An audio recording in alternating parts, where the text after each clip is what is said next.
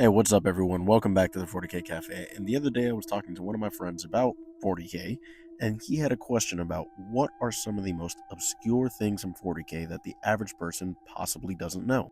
And that was a head scratcher. I was really thinking, like, all right, what could be some of the most obscure things possible?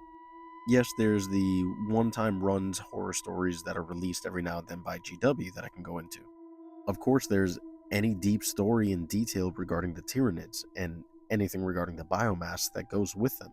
And of course, you have Chaos and Slanesh. Just Slanesh. Any of that is disturbing. But then I started thinking about some of the most commonly talked about things, but not what goes into creating them. I'm talking about examples such as the Servitors. Servitors are these human machine amalgams that are as close to an AI as you're going to get without creating the actual abomination. They quite literally might as well just be a computer covered in human skin. These are former criminals and heretics of the Imperium that have lost their privilege to freely think. The body is gutted apart, portions of the brain removed, and only the bare bones necessities are left. Everything else is replaced with wires and other mechanical tendrils, all to serve whatever purpose it's going to be designed for. But as I said, they are still human in nature or design. Their body will still slowly decompose and will still need nutrients. And the nutrients is still the sustenance of food, or at least the properties that a human needs to go on, but it's just some gruel byproduct that is fed into them via a tube. Should a servitor actually last long enough and be deemed obsolete due to its condition of its body, obviously it's going to be disposed, but that doesn't necessarily mean that the Imperium wastes whatever products that they have. Any and all resources that can be salvaged and repurposed will thus be done by the Imperium. The metallics stripped away and repurposed, possibly for another servitor, and whatever is left of the body brings me to my next topic.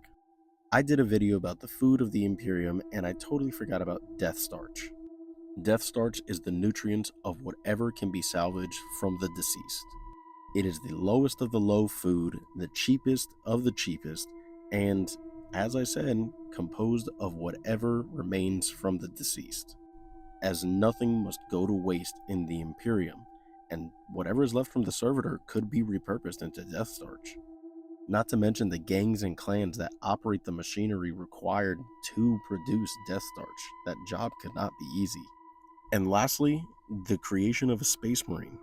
We all know the Astartes as the hulking super soldiers that they are, but we often tend to forget the actual creation process is done by practically breaking down the body, disassembling ribs and cracking them open to stuff them with organs that weren't meant to go in the human body. It is a painful morphing process, all to create the perfect killing machine that people often forget about isn't really human. It is the very reason why that, although revered, many guardsmen feel a sense of discomfort and dread around them. After all, what they're capable of is disgruntling in their own right.